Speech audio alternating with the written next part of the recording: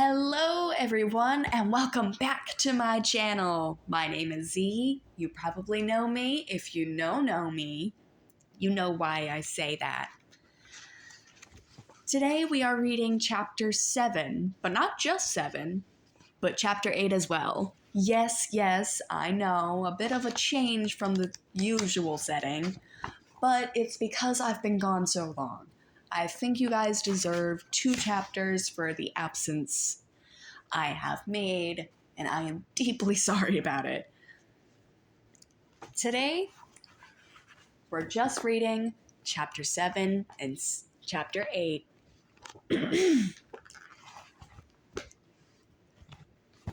Let's get into it.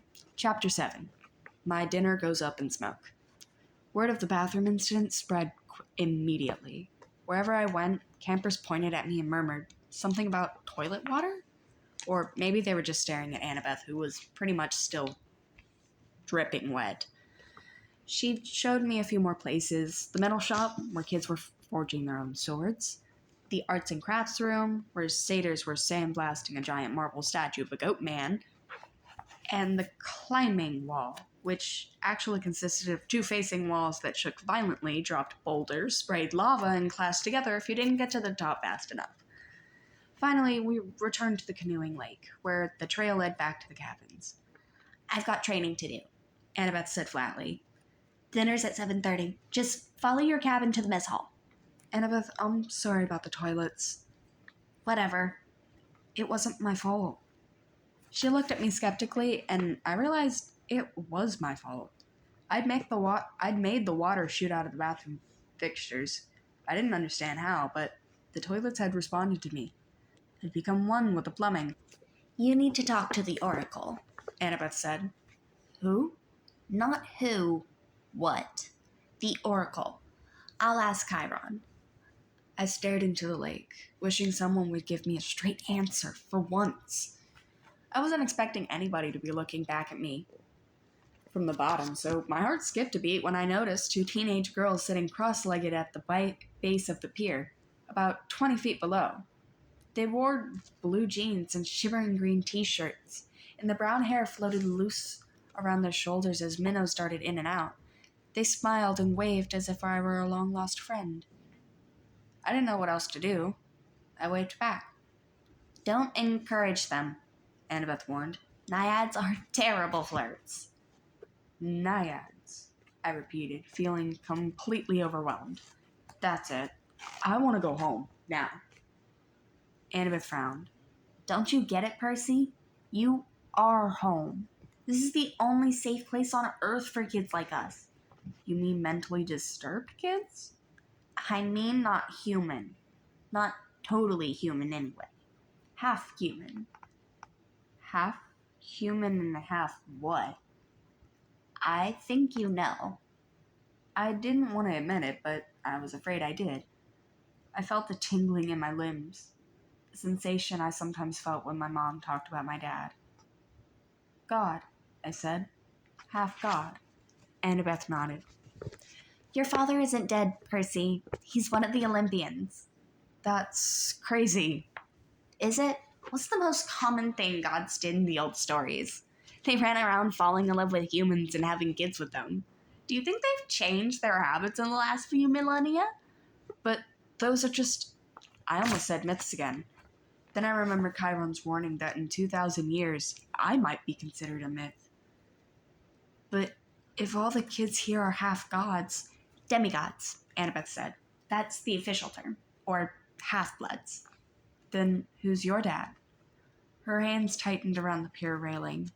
I got the feeling I'd just trespassed on a sensitive subject. My dad is a history professor at West Point," she said. "I haven't seen him since I was very small. He teaches American history." "He's human?" "What? You assumed it to be a male god who finds a human female attractive? How sexist is that?" "Who's your mom, then?" "Cabin 6. "Meaning?" Annabeth straightened. "Athena, goddess of wisdom and battle." Okay, I thought. Why not? "And my dad?" Undetermined. Annabeth said. Like I told you before, nobody knows. Except my mother. She knew. Maybe not, Percy. Gods don't always reveal their identities. My dad would have. He loved her. Annabeth gave me a cautious look. She didn't want to burst my bubble. Maybe you're right. Maybe he'll send a sign. That's the only way to know for sure. Your father has to send you a sign claiming you as a son. Sometimes it happens. You mean sometimes it doesn't? Annabeth ran her palm along the rail. The gods are busy. They have a lot of kids and they don't always... Well, sometimes they don't care about us, Percy. They ignore us. I thought about some of the kids I'd seen in the Hermes cabin. Teenagers who looked sullen and depressed, as if they were waiting for a call that would never come. I'd known kids like that at Yancey Academy, shuffled off to boarding school by rich parents who didn't have the time to deal with them. The gods should behave better. So I'm stuck here, I said. That's it? For the rest of my life? It depends, Annabeth said. Some campers only stay the summer. If you're a child of Aphrodite or Demeter, you're probably not a real powerful force. The monsters might ignore you, so you can get by with a few months of summer training and live in the mortal world the rest of the year. But for some of us, it's too dangerous to leave. We're year-rounders. In the mortal world, we attract monsters. They sense us. They come to challenge us. Most of the time, they'll ignore us until we're old enough to cause trouble. About 10 or 11 years old. But after that, most demigods either make their way here or get killed off. A few manage to survive in the outside world and become famous. Believe me, if I told you the names, you'd know them. Some of them don't even realize they're demigods. But very few, very, very few are like that. So monsters can't get in here? Annabeth shook her head. Not unless they're intentionally stalked in the woods or specially summoned by somebody on the inside. Why would anybody want to summon a monster? Practice fights, practical jokes. Practical jokes? The point is, the borders are sealed to keep mortals and monsters out. From the outside, mortals look into the valley and see nothing unusual. Just a strawberry factory. So, you're a year-rounder? Annabeth nodded. From under the collar of her t-shirt, she pulled a leather necklace with 5 clay beads of different colors. It was just like Luke's, except Annabeth also had a big gold ring strung on it. Like a college ring. I've been here since I was 7, she said. Every August, on the last day of the summer session, you get a bead for surviving another year. I've been here longer than most of the counselors, and they're all in college. Why did you come so young? She twisted the ring on her necklace. None of your business. Oh. I stood there for a minute in uncomfortable silence. So, I could just walk out of here right now if I wanted to? It would be suicide, but you could. With Mr. D's or Chiron's permission, but they wouldn't give you permission until the end of the summer session unless you were granted a quest. But that hardly ever happens. The last time... Her voice trailed off. I could tell from her tone that the last time hadn't gone well. Back in the sick room, when you said when you were feeding me that stuff. Ambrosia? Yeah, you asked me something about the summer solstice? Annabeth's shoulders tense. So you do know something? Well, no. Back at my old school, I heard Grover and Chiron talking about it. Grover mentioned the summer solstice. He said something like we didn't have much time because of the deadline. What did that mean? I wish I knew. Chiron and satyrs, they know. They won't tell me. Something is wrong. Something pretty major. Last time I was there, everything seemed so normal. You've been to Olympus? Some of us year-rounders, like Luke and Clarice and I and a few others, we took a field trip during winter solstice. That's when the gods have their big annual council. But how did you get there? The Long Island Railroad, of course. You get off at Penn Station. Empire State Building, special elevator to the 600th floor. She looked at me like I was sure I must know this already. You are a New Yorker, right? Oh, sure. As far as I knew, there were only 102 floors in the Empire State Building, but I decided not to point that out. Right after we visited, the gods continued, the weather got weird, as if the gods had started fighting. A couple of times since, I've overheard satyrs talking. The best I can figure out is that something important was stolen, and if it isn't returned by summer solstice, there's gonna be trouble. When you came, I was hoping. I mean, Athena can get along with just about anybody except for Ares, and of course she's got the rivalry with Poseidon. But I mean, aside from that, I thought we could work together. I thought you might know something. I shook my head. I wished I could help her, but I felt too hungry and tired and mentally overloaded to ask any more questions. I've got to get a quest, Annabeth muttered to herself. I'm not too young. If they would just tell me the problem. I could smell barbecue smoke coming from somewhere nearby. Annabeth must have heard my stomach growl.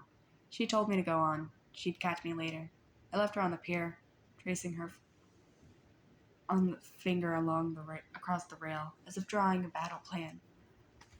Back at Cabin 11, everybody was talking and horsing around, waiting for dinner. For the first time, I noticed a lot of the campers had similar features. Sharp noses, upturned eyebrows, mischievous smiles. They were the kind of kids that the teacher would peg as troublemakers. Thankfully, nobody paid much attention to me as I walked over to my spot on the floor and popped down with my minotaur horn. The counselor, Luke, came over. He had the Hermes family resemblance too. It was marred by the scar on his right cheek, but his smile was intact. I found you a sleeping bag, he said. In here. I stole you some toiletries from the camp store. I couldn't tell if he was kidding about the stealing part. I said, thanks. No prob. Luke sat next to me, pushed his back against the wall. It's our first day. I don't belong here, I said. I don't even believe in gods. Yeah, he said, that's how we all started. Once you start believing in them, it doesn't get any easier. The bitterness in his voice surprised me, because Luke seemed like a pretty easygoing guy. He looked like he could handle just about anything. So your dad is Hermes? I asked. He pulled a switchblade out of his back pocket, and for a second I thought he was going to gut me. But he just scraped mud off the sole of his sandal. Yeah, Hermes. The wing-footed messenger guy? That's him. Messengers, medicine, travelers, merchants, thieves. Anybody who uses the roads. That's why you're here. Enjoying the Cabin 11's hospitality. Hermes isn't picky about who he sponsors. I figured Luke didn't mean to call me a nobody. He just had a lot on his mind. You ever meet your dad? I asked. Once. I waited, thinking that if he wanted to tell me, he'd tell me. Apparently, he didn't. But I wondered if the story had anything to do with how he got his scar. Luke looked up and managed to smile. Don't worry about it, Percy. The campers here, they're mostly good people. After all, we're extended family, right? We take care of each other. He seemed to understand how lost I felt. And I was grateful for that, because an older guy like him, even if he was just a camp counselor, should have steered clear from an uncool middle schooler like me. But Luke had welcomed me into the cabin. He'd even stolen me some toiletries, which is the nicest thing anyone had done for me all day. I decided to ask my big question, the one that had been bothering me all afternoon. Clarice from Ares was joking about me being Big 3 material. Then Annabeth, twice, she said I might be the one. She said I should talk to the Oracle. What was that all about? Luke folded his knife. I hate prophecies. What do you mean? His face twitched around the scar. Let's just say I messed things up for everyone else. The last 2 years, ever since my trip to the Garden of Hesperides went sour, Chiron hasn't allowed any more quests. Annabeth's been dying to get out into the world. She pestered Chiron so much he finally told her he already knew her fate. He had been told a prophecy from the oracle. He couldn't tell her the whole thing, but he said Annabeth wasn't destined to go on a quest yet. She had to wait until somebody special came to camp. Somebody special? Don't worry about it, kid, Luke said. Annabeth wants to think every new camper who comes through here is the omen she's been waiting for. Now, come on, it's dinner time. The moment he said it, a horn blew in the distance. Somehow, I knew it was a conch shell, even though I'd never heard one before. The moment Luke yelled, 11, fallen! The whole cabin, about 20 of us, filed into the commons yard. We lined up in order of seniority, so of course I was dead last. Campers came from the other cabins too, except for the 3 empty cabins at the end in cabin 8, which looked normal in the daytime, but was now starting to glow silver as the sun went down.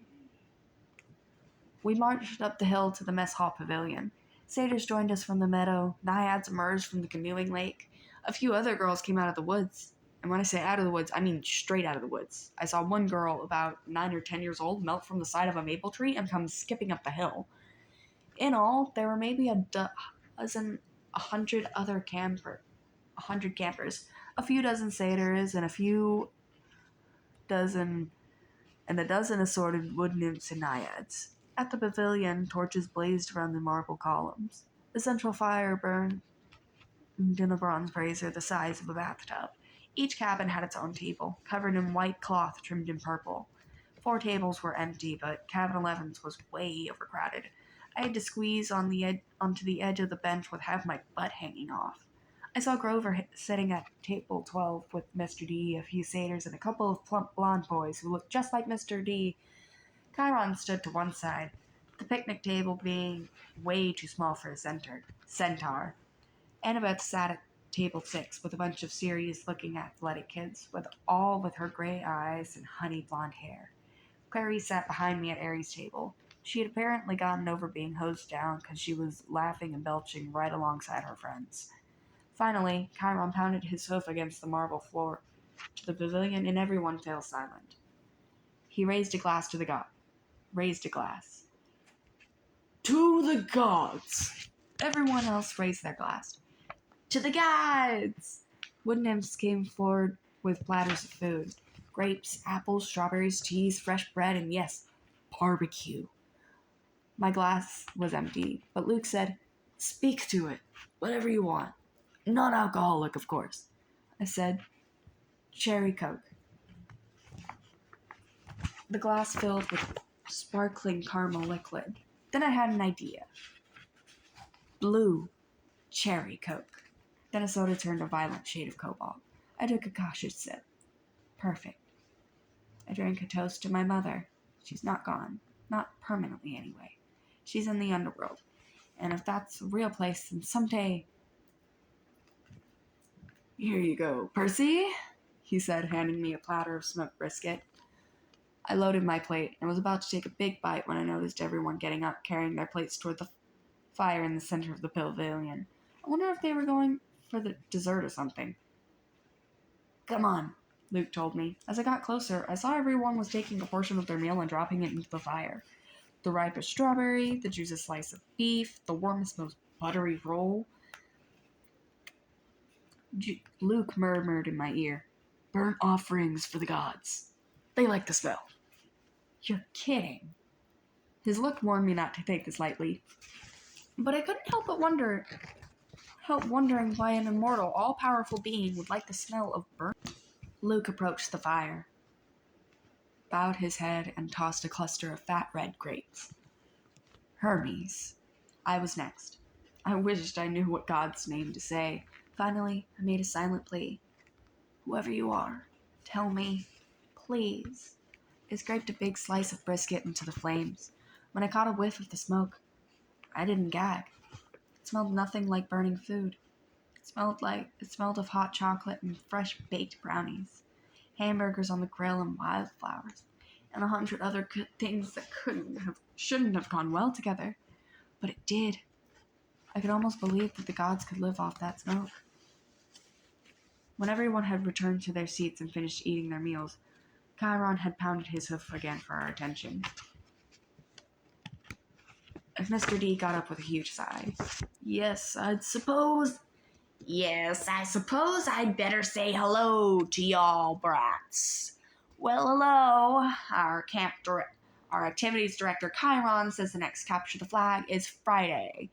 Cabin 5 presently holds the laurels. A bunch of ugly cheering rose from the Aries table. Personally, Mr. D continued, I couldn't care less, but congratulations. Also, I should tell you that we have a new camper today, Peter Johnson. Chiron muttered something. Percy Jackson, Mr. D Percy Jackson, Mr. D corrected. That's right, hurrah and all that. Run along to your silly campfire. Go on. Everybody cheered. We all headed down toward the amphitheater, where Apollo's cabin let us sing along. We all sang camp songs about the gods and ate s'mores and joked around. Funny thing was, I didn't feel anyone was staring at me anymore. I felt that I was home.